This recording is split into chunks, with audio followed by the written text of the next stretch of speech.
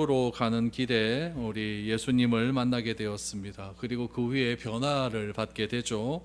그런데 바울의 마음 가운데 풀리지 않는 숙제가 하나 있었습니다. 언제나 하나님의 뜻대로 살고자 했지만은 삶의 모습이 그렇지 않다라는 이야기죠. 그래서 바울은 이렇게 고백을 합니다. 로마서 7장 21절에서 24절을 보시면, 그러므로 내가 한 법을 깨달았노니 곧 선을 행하기 원하는 나에게 악이 함께 있는 것이로다. 내 속사람으로는 하나님의 법을 즐거워하되 내 지체 속에서 한 다른 법이 내 마음의 법과 싸워 내 지체 속에 있는 죄의 법으로 나를 사로잡는 것을 보는도다. 오호라, 나는 곤고한 사람이로다. 이 사망의 몸에서 누가 나를 건져내랴 라고 말합니다. 바울이 한 법을 깨달았다라고 이야기합니다. 그것은 자신의 마음속에 또 다른 한 법이 있다라는 것입니다. 바울의 마음 가운데 하나님을 잘 따르고 싶은 그런 마음의 법과 하나님의 법을 거부하려고 하는 갈등이 있다는 사실을 바울이 깨닫게 되는 것입니다. 그래서 바울은 생각하죠. 자기의 생각과 의지대로는 절대로 하나님의 뜻을 행할 수 없다라는 것입니다. 그래서 바울은 마음 가운데 늘 갈등함이 있다는 사실을 알게 됩니다. 여러분, 이것은 바울이 자기 자신을 바라볼 때 자기 객관화가 되었다라는 이야기입니다. 왜 나는 하나님의 뜻대로 살고자 하는데 내 행동은 이렇게 하나님의 뜻과는 반대되는 행동을 할까? 이것을 자기 스스로 깨닫게 되었고, 이런 깨달음을 통하여서 내가 하나님을 더 의지할 수밖에 없는 존재라는 것을 알게 되는 것입니다. 그래서 바울은 이런 자기 객관화와 자기 자신을 바라보는 통찰력이 있었기 때문에 내가 이 세상을 구원할 구원자다 이렇게 말하는 것이 아니라 나는 죄인 중에 괴수다라고 고백을 할 수 있었던 것입니다. 바울이 이렇게 자기 자신을 향하여서 나는 죄인 중에 괴수다라고 고백한 걸 통해서 우리가 알 수 있고 우리가 기억해야 될 것은, 마지막까지 끝까지 조심해야 될 것은 나 자신이라는 이야기입니다. 예수님께서도 십자가를 지시기 전에 땀이 핏방울이 되도록 기도하신 이유는 예수님 안에 다른 법이 자신을 사로잡고 있다라는 것을 깨닫게 된 거죠. 그러나 기도를 통해서 주의 뜻이 이것이라고 한다면 주님의 뜻대로 하겠습니다 라고 하는 순종함이 있었던 겁니다. 여러분, 종말의 시대에 안전한 사람은 한 사람도 존재하지 않습니다. 마지막 때에 영광의 자리에 들어가기 위해서는 언제나 나 자신을 되돌아보고 내가 누군지에 대한 자기 객관화가 틀림없이 존재해야 된다라는 사실입니다. 종말의 때에 바울은 이야기합니다. 불법의 사람이, 멸망의 아들이, 적그리스도가 늘 언제나 우리를 위협하고 도사리고 있다라고 이야기하죠. 그럴 때 우리는 어떻게 이런 모든 어려움을 극복할 수 있었을까요? 그것을 히브리서 기자는 이렇게 이야기합니다. 히브리서 2장 13절에 보니까, 오직 오늘이라 일컫는 동안에 매일 피차 권면하여 너희 중에 누구든지 죄의 유혹으로 완고하게 되지 않도록 하라라고 말합니다. 여기서 재미있는 표현이 나와요. 오직 오늘이라 일컫는 동안에 라는 말이에요. 여러분, 오늘을 기준으로 어제라 그러죠, 그렇죠? 그럼 오늘을 기준으로 어제를 어제라 그러는데, 어제는 뭐라 그래요? 어제는 어제였던 날을 오늘이라고 하죠, 그렇죠? 오늘은 오늘이고 내일은 내일 가면 또 뭐라고 합니까? 오늘이라고 해요. 그러니까 이게 오직 오늘이라 일컫는 동안이라는 것은 매일매일이라는 얘기예요. 매일매일. 어제도 오늘이었고 오늘도 오늘이고 내일도 오늘이고 그 다음 날도 오늘이라고 부르는 날이 있다는 이야기죠.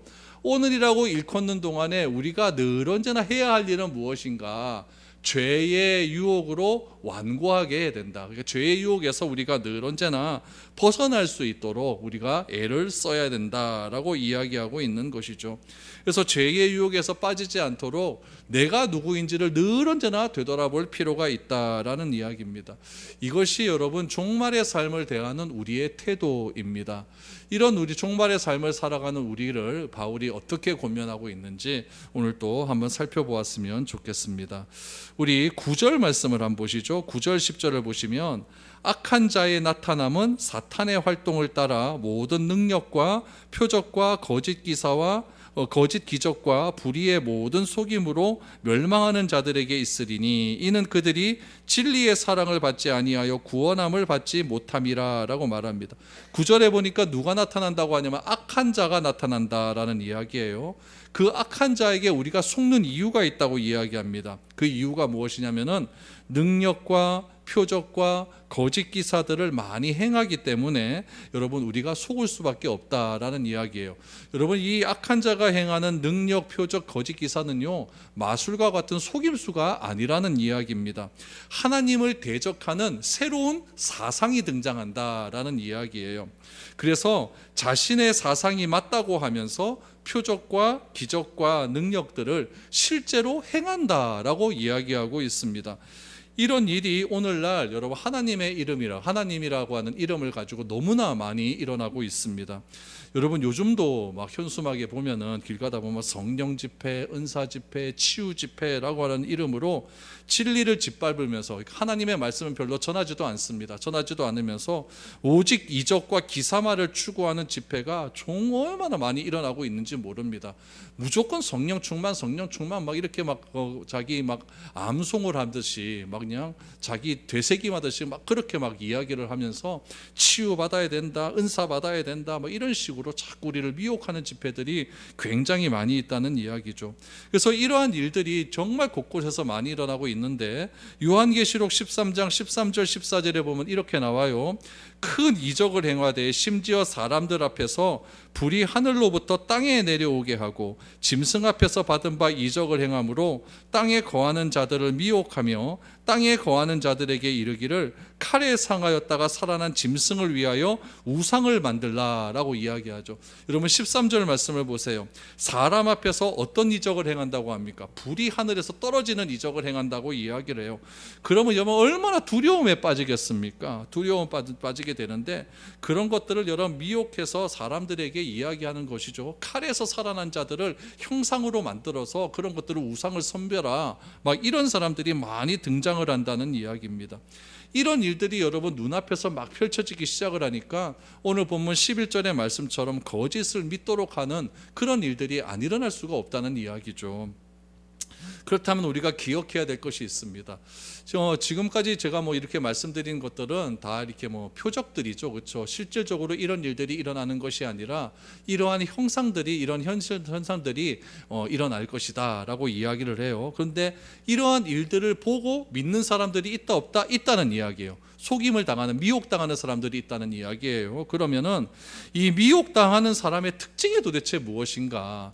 어떤 사람들이 자꾸 이래 눈에 보이는 것에 현혹되어서 미혹당할 수밖에 없는가? 오늘 10절을 다시 보시면은 이렇게 이야기해요. 불의의 모든 속임이 누구에게 임하냐면은 누구에게 임한다고 얘기합니까? 멸망당하는 자에게 임한다라고 이야기해요. 근데 멸망당하는 자는 어떤 사람이냐면은 진리의 사랑을 받지 않고 구원함을 받지 못하는 자다라고 이야기를 합니다. 이 말은 멸망당하는 자는 누구냐면은 진리의 사랑을 거부하였기 때문에 구원받지 못한 사람이라는 거예요. 진리를 사랑하지 않았기 때문에 구원받지 못한 자, 이런 사람이 어떻게 된다고요? 멸망당하는 자에게 속아서 결국 미혹당하게 된다라는 이야기예요. 그러면 반대로 이야기하면 이거예요. 진리를 사랑하게 되면 구원을 얻게 되고 진리를 사랑하지 않게 되면 구원을 못 받게 되는 거예요.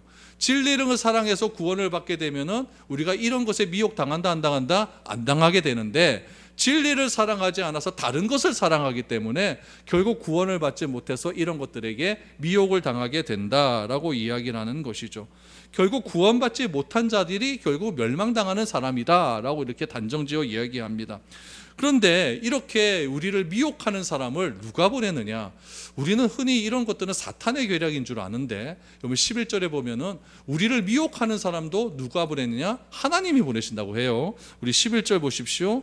이러므로 하나님이 미혹의 역사를 그들에게 보내사 거짓 것을 믿게 하심은 진리를 믿지 않고 불의를 좋아하는 모든 자들로 하여금 심판을 받게 하려 하심이라 라고 말합니다.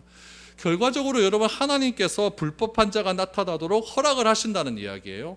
허락을 하셔서 그들로 하여금 많은 사람을 미혹해 하시는데 그 미혹해 하시도록 이렇게 불법한 사람을 하나님이 허락하시는 이유가 뭐라고 이야기하냐면은 12절 말씀해 보니까 심판받게 하려 하심이라 라고 이야기하죠. 그러니까 속임을 당하는 사람은 아까 뭐라고 이야기했죠? 진리를 사랑하는 사람은 속임을 당하지 않고 진리를 사랑하지 않는 사람은 그러면 속임을 당한다고 얘기하지 않습니까? 그럼 속임을 당하는 사람에게 누가 가냐? 하나님이 허락하여서 불법한 사람들이 가서 그를 막 속여버려요. 그럼 그 사람은 결국 어떻게 되느냐? 마지막 날에 심판을 받게 하신다라는 이야기죠. 결국에는 이렇게 하시는 이유가 무엇이냐면은 진짜 구원받은 자와 구원받지 않는 자를 하나님께서 판단하시기 위함이다라는 이야기예요. 그럼 불법한 자를 하나님께서 보냈어요. 하나님께서 허락하셔서 불법한 자를 이 땅에 보냈다는 얘기죠. 그럼 그 불법한 자가 얼마만큼 오랜 시간에 걸쳐서 이 땅 가운데서 우리를 속여버린다면 우리가 굉장히 두려운 일 아니겠습니까? 근데 바울은 이야기해요. 절대 겁낼 것 하나도 없다. 이 불법한 자가 등장하면 우리가 두려워하지 않아도 되는 이유가 무엇이냐면은 불신자들이 그런 미혹에 빠져서 결과적으로 심판에 이르게 되는 과정이기 때문이다라는 이야기예요. 우리는 다 진리를 사랑합니까? 사랑하지 않습니까? 진리는 하나님이에요. 예수님이에요. 그 예수님을 사랑해서 우리는 다 구원을 받았잖아요. 그러니까 우리는 절대 미혹당하지 않습니다. 미혹당하지 않는데 거기서 왔다 갔다 하는 사람들이 미혹받는 거예요. 하나님을 사랑하는 것도 아니고 하나님을 사랑하지 않는 것도 아니고 이렇게 받으면 이렇게 갔다 저렇게 갔다 이런 사람들이 이 불법한 자들에 의해서 결국에 미혹받아서 심판을 받을 수밖에 없다라는 이야기죠. 그래서 우리 그리스도인들이 늘 언제나 이런 종말의 때에 우리가 가져야 될 것은 무엇이냐면 경각심을 가져서 진짜 우리가 하나님에 대한 사랑에 대한 선이 진실한 마음이 있는지 없는지를 잘 기억하셔야 됩니다. 여러분, 요란한 기적과 감정적으로 우리를 격동하게 함으로 그것이 은혜 받았다고 하는 증거라는 말에 절대 속으면 안 됩니다.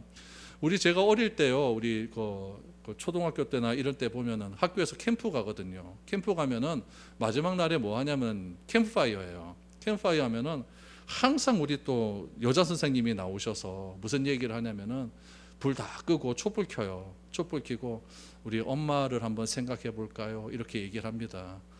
그러면 엄마를 생각하다가 보면 어떤 그 감성이 또 예민한 여자애는 하나 딱 울어버리거든요. 그러면 다 울어요. 그러면은 성공적인 그 캠프파이어가 되는 거예요. 이런 것들이 어디에서도 일어나냐면 여러분 성경학교 때도 똑같이 합니다. 여러분 성경학교 때도 복음을 통해서 그리스도의 십자가의 사랑을 아이들에게 전해야 되는데 꼭 마지막 날에 뭐 저녁 집회한다고 애들 다 불러 모아놓고 촛불 켜놓고 뭐 얘기하냐면 엄마 얘기해요. 엄마 얘기하면서 애들 다 울려버립니다. 울려버리고 그 울어버리면은 그 다음날 교사 평가에 뭐라고 해요? 은혜 많이 끼쳤다 얘기합니다. 여러분 운다고 은혜 끼친 겁니까? 절대 아닙니다. 절대 아닙니다. 엄마 생각한다고 여러분 사람이 변합니까? 그것도 절대 아니에요. 절대 아니에요. 그러니까 우리가 늘 언제나 기억해야 될 것은 하나님께 받은 은혜는 우리의 감정으로부터 시작되지 않습니다. 하나님께서 주시는 은혜는 항상 무엇으로부터 출발을 하냐면은 말씀으로 출발을 해요. 말씀의 은혜가 나에게 임했을 때 나의 감정이 동화되어서 감정에 대한 표현으로 기쁨이 될 수도 있고 슬픔이 될 수도 있고 나의 후회함이 될 수도 있고 이렇게 되는 것이지 기쁨과 슬픔과 후회가 이 말씀보다 앞서서 이런 것 때문에 말씀이가 이런 적은 전혀 없습니다. 그래서 항상 우리가 이 불법의 사람에게 미혹당하지 않도록 주의해야 되는 것은 무엇이냐면은 항상 우리에게 하나님은 무엇부터 먼저 주신다? 말씀을 주세요. 진리를 주세요. 진리를. 이 진리를 통해서 우리가 바르게 믿음을 통하여서 우리가 어떤 삶이 변화가 되는 것이지 내 감정의 변화로 내 감정으로 내가 변화되는 것은 그리 오래 가지 않는다라는 이야기죠. 그래서 그리스도의 복음을 꼭 기억하시고 하나님의 말씀을 더 사랑하는 것이야말로 진리와 선에 대한 사랑이라는 사실을 꼭 기억할 수 있기를 바랍니다. 우리는 믿음 생활 중에 하나님의 선한 능력을 반드시 경험할 수 있어요. 거기에 있어서 항상 전제되는 것은 무엇이냐면은 하나님 말씀에 대한 신실한 믿음입니다. 그것이 있을 때 우리가 은혜가 임하는 것이지 여러분 말씀의 능력 없이 절대 은혜는 임하지 않는다는 것을 꼭 기억할 수 있기를 바랍니다. 그래서 항상 이렇게 불의한 사람에게 빠지는 사람들은 말씀보다 감정적 체험을 먼저 우선시하는 사람들이 항상 미혹에 빠질 가능성이 많다라는 것을 꼭 기억하시기 바랍니다. 그리고 불법한 사람이 나타나서 사람을 미혹하고 멸망에 이르게 하는 시간은요 여러분 길지가 않습니다. 그러니까 안심할 필요가 있는 거예요. 8절 말씀을 보시면 그때에 불법한 자가 나타나리니 주 예수께서 그의 그 입의 기운으로 그를 죽이시고 강림하여 나타나심으로 패하시리라 라고 말합니다. 적그리스도가 불법한 자가 활동하던 때가 굉장히 짧다는 이야기예요. 그 짧다는 이야기는요, 요한계시록에서도 금방 나타날 수 있습니다. 계시록에 보면요, 한때, 두때, 반때, 이런 일도 나오고 3일 반 이런 얘기도 나오거든요. 한번 보세요. 요한계시록 11장 11절에 보면은 3일 반 후에 하나님께로부터 생기가 그들 속에 들어가매 그들이 발로 일어서니 구경하는 자들이 크게 두려워하더라라고 말합니다. 3일 반이라고 하는 것은 시간적으로 하면 몇 시간이에요? 72시간, 80만 4시간 되겠네요. 이게 문자적인 시간은 아니라는 이야기예요. 짧은 시간. 이 짧은 시간에 이런 일들이 일어난다는 이야기예요. 그 시간을 정확하게는 알지는 못하겠지만 하나님의 백성들이 감당할 수 있도록 악한 자들을 분별할 수 있는 시간을 우리에게 틀림없이 준다는 이야기입니다. 이 짧은 시간에 저자가 악한 자인지 선한 자인지를 우리가 분별할 수 있다는 이야기예요. 8절을 다시 보시면 불법한 자가 나타나고 큰 시간의 간격 없이 예수께서 강림하심으로 모든 것이 정리가 된답니다. 예수님의 입김으로 끝난다는 이야기예요. 후 불어버리고 끝났다는 얘기예요. 얼마나 짧은 시간입니까? 그러니까 불법한 자들이 와서 우리를 막 괴롭히면 의아노, 그래서 우리가 막 오랜 시간 괴롭힘을 당해서 힘들면 의아노, 이렇게 걱정할 필요가 없다는 이야기예요. 짧은 시간에 이런 일들이 일어나게 될 것이다 라고 이야기를 하고 있는 것이죠. 그래서 결국에는 그리스도의 입기운만으로 불법한 자는 다 망하게 될 것이고, 적그리스도가 패망한 이후에 그리스도의 영광으로 찬란한 영광이 일어날 것이다가 요한계시록 19장에 보면 나와요. 집에 가서 읽어보세요. 적그리스도가 끝나고 난 다음에 그리스도의 영광이 어떻게 나타나느냐? 어디에 있다고요? 요한계시록 19장 영광이 나타나는 거예요. 그래서 우리는 그날을 믿는 거죠. 요한계시록 19장에 나타난 적그리스도가 완전히 멸망당하고 하나님의 거룩한 영광이 드러난 그날을 믿고 있는 거죠. 그래서 오늘의 고난과 어려움을 인내와 소망으로 극복하고 끝까지 지켜온 믿음을 통해서 승리하는 날이 반드시 올 것이다. 이것이 하나님께서 우리에게 주신 종말에 대한 약속이다라는 이야기예요. 여러분, 종말론에 관한 미혹이 굉장히 많아요. 그러나 바울이 말하는 것처럼 두려워하지 말고 흔들리지도 말고 성경적인 종말론이 무엇인지를 잘 알고 대처하면 우리가 이런 모든 것들을 다 이겨낼 수 있다라는 거죠. 여러분, 모르고 당하는 것보다 알고 당하면 좀 쉽습니다. 그렇죠? 그러니까 알고 당하세요. 알고 이런 일들이 일어나게 된다라는 것이죠. 그래서 이런 이야기를 바울이 데살로니가 성도들에게 이야기해 주었다라는 이야기죠. 그래서 우리 지난주에도 보신 것처럼 이런 이야기를 데살로니가 성도들에게 미리 다 얘기해 줬으니까 편지로도 다 이야기해 줬어요. 너희들은 알 것 아니냐. 그러니까 너무 걱정하지 말아라 라고 이야기를 한 것입니다. 이렇게 종말에 대한 이야기를 다 하고 난 다음에 바울이 13절부터 보면 또 감사한 이야기가 나와요. 그런데 바울이 참 이게 성도들을 부르는 이 호칭이 굉장히 친밀합니다. 우리 13절 14절 다시 보세요. 주께서 사랑하시는 형제들아, 우리가 항상 너희에 관하여 마땅히 하나님께 감사할 것은 하나님이 처음부터 너희를 택하사 성령의 거룩하게 하심과 진리를 믿음으로 구원을 받게 하심이니, 이를 위하여 우리의 복음으로 너희를 부르사 우리 주 예수 그리스도의 영광을 얻게 하려 하심이니라 라고 말합니다. 바울이 데살로니가 성도들을 부를 때 항상 호칭이 뭐였다고요? 형제들아, 형제들아. 그런데 어떤 형제입니까? 여기서 보니까 주께서 사랑하시는 형제들아. 참 애정이 뚝뚝 떨어지지 않습니까? 주께서 사랑하시는 데살로니가 교회의 성도들아, 형제들아, 이렇게 이야기하여, 그러면서 주님의 사랑을 받은 데살로니가 성도를 위해서 항상 기도하는데, 그 기도가 어떤 내용이었냐면은 감사한 것은 너무나 당연한 일이다라고 이야기를 합니다. 왜 바울이 데살로니가 교회 성도들을 생각할 때마다 이렇게 감사하는 것이 당연할까요? 그들이 도대체 무엇을 했기에, 이 바울에게 어떤 애교를 많이 떨었길래 이렇게 데살로니가 성도들을 생각하면 할수록 이렇게 감사할까요? 여러분, 바울이 감사한 이유를 이렇게 설명을 하죠. 뭐라고 이야기하냐면은 하나님의 사랑이 그 성도들에게 어떻게 나타나는지를 내 눈으로 봤기 때문이다라고 이야기를 해요.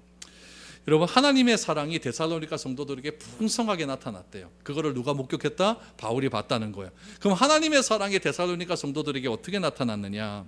하나님의 사랑은 처음부터, 영원전부터, 창세전부터 우리를 택하신 것으로 나타났다라고 이야기를 해요. 여러분, 13절 중반쯤 보시면 하나님이 처음부터 너희를 택하셨다라고 이야기를 합니다.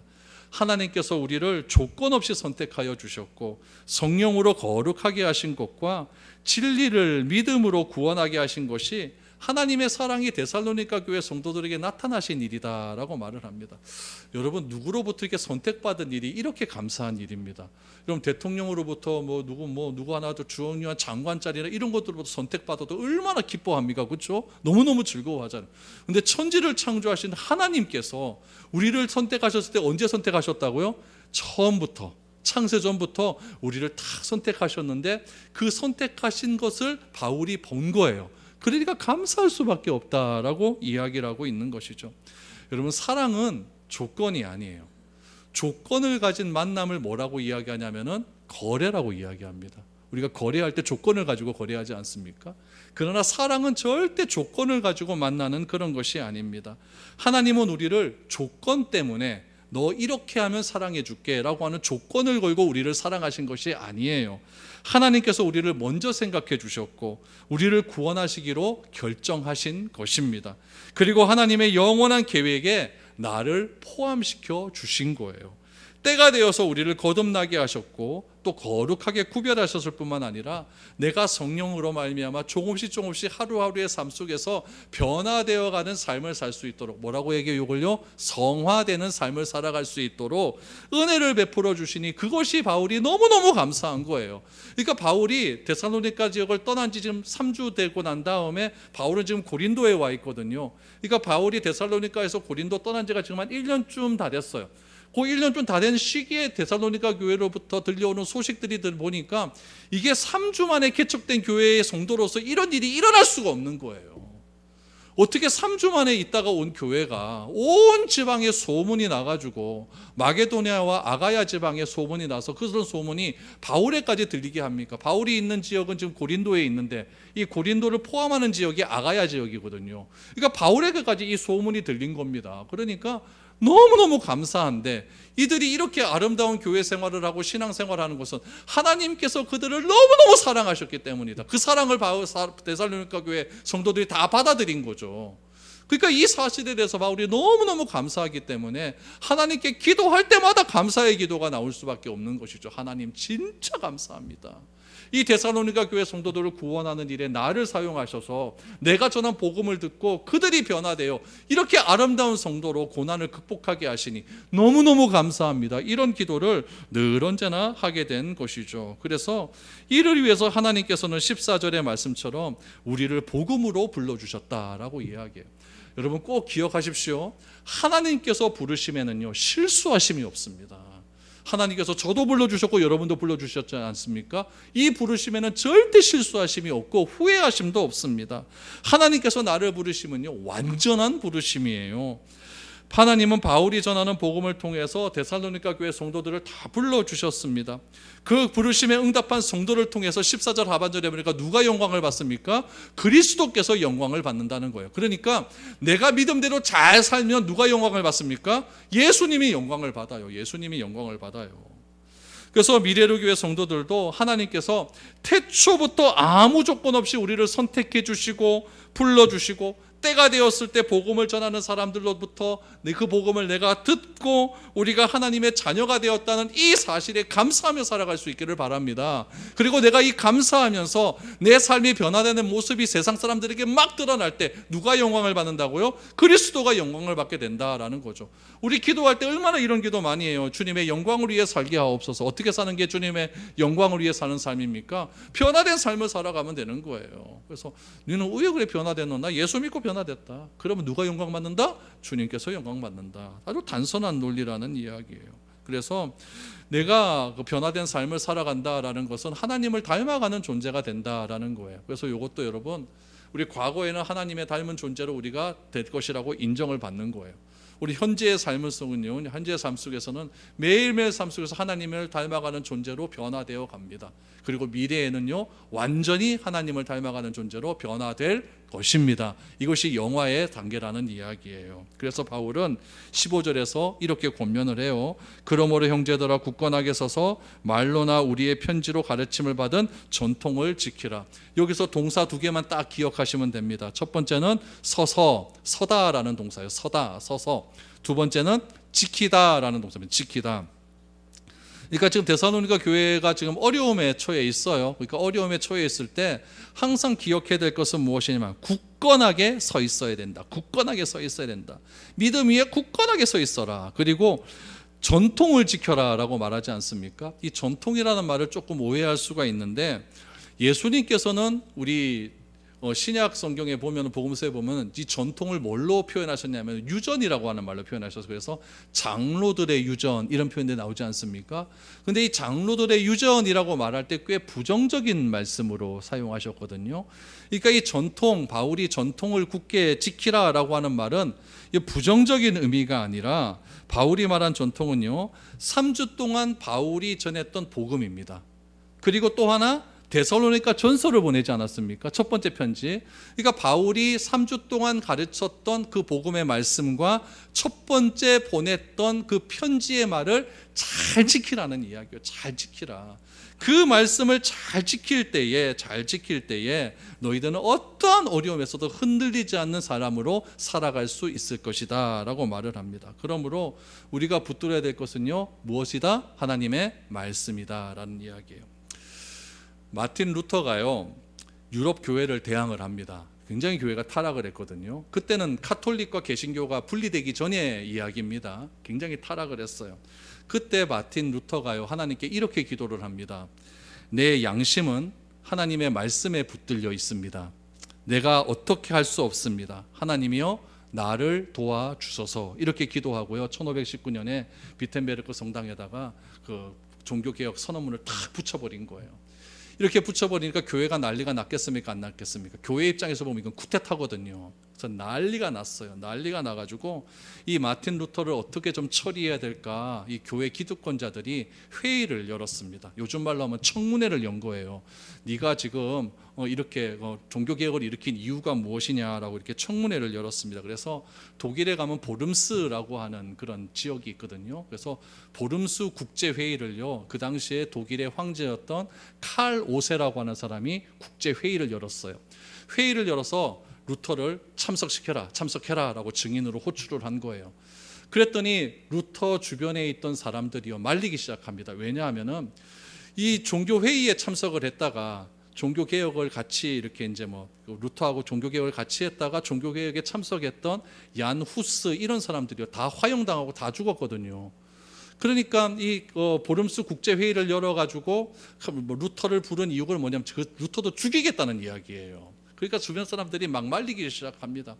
그것들이 루터가 뭐라고 이야기했냐면요 이렇게 이야기를 합니다. 부름수에 있는 기와장, 부름수는 아까 그 종교회의 열리는 장소죠. 부름수에 있는 기와장 숫자만큼 많은 마귀가 나를 기다리고 있다고 해도 나는 두렵지 않다. 왜냐하면 하나님의 말씀이 내 안에 있고 나는 그 말씀에 견고하게 서 있기 때문이다. 저는 이 책을 읽고요 와 가슴이 찡해지는 느낌이 드는 거예요. 와, 이렇구나. 자기가 죽어가는 그 현장 속에서도 하나님의 말씀이 내 안에 있고 나는 그 말씀 위에 서 있기 때문에 결코 두렵지 않다라고 하면서 친구들이 막말린 대로 갑니다. 가가지고 이제 자기가 있는 이야기를 합니다. 그때 교황도 와서요 막 뭐라 그러고 황제도 와서 뭐라 그러고 막 이럴 때 나는 내 양심에 있는 법을 증언하지 않을 수 없다라고 하면서 담대하게 이야기하면 결국 결과가 어떻게 났냐면 사형 선고가 난 거예요. 사형 선고가 났는데 그때 루터를 도와주는 제독 하나가 있었어요. 그 사람이 누구냐면 프리드리히라고 하는 제후인데 그 제후가 루터를 몰래 저녁에 빼냅니다. 빼내가지고 루터가 죽음에서 살아날 수가 있었다는 이야기예요. 여러분 이 사건을요 역사학자들이 이렇게 이야기를 합니다. 이 루터의 보름스 회의에 참석한 루터의 행동은 유럽 역사상 최고의 장면이며 인류 근대 역사의 가장 위대한 순간이다 라고 이야기하면서 루터의 이 저항 사건이 없었다면 프랑스 혁명도 없었고 미국도 존재하지 않았다라고 이야기합니다. 그러니까 루터의 이 사건 이후에 칼빈이 또 종교개혁을 하고 칼빈 종교개혁 이후에 막 영국으로 또 막 네덜란드로 프랑스로 스위스로 막 종교개혁 불결이 막 일어나면서 그때 여러분 미국을 건축했던 청교도들이 그때 일어난 것 아니겠습니까? 그러니까 말씀 위에 섰을 때 불의를 간과할 수 있는 유일한 방법은 말씀밖에 없다는 것을 역사를 통해서도 우리가 알아들을 수가 있다라는 것을 우리는 기억할 수 있습니다. 여러분, 우리가 붙들어야 될 것은요, 다른 게 아니에요. 뭐밖에 없다? 하나님의 말씀밖에 없어요. 말씀이 내 안에 있고 내가 말씀 위에 서 있다면 어떤 불의의 세력도 나는 담대하게 막을 수 있다. 이런 믿음을 가지고 이 어지러운 시대를 잘 극복해 나아갈 수 있기를 바랍니다. 그래서 성경 부지런히 읽으시고 성경 묵상하시고 성경 또 공부하시고 암송하셔서 이 어지러운 시대 가운데 하나님의 말씀으로 굳게 설 수 있는 저와 여러분들의 담대한 믿음의 생활이 될 수 있기를 주님의 이름으로 축복드립니다.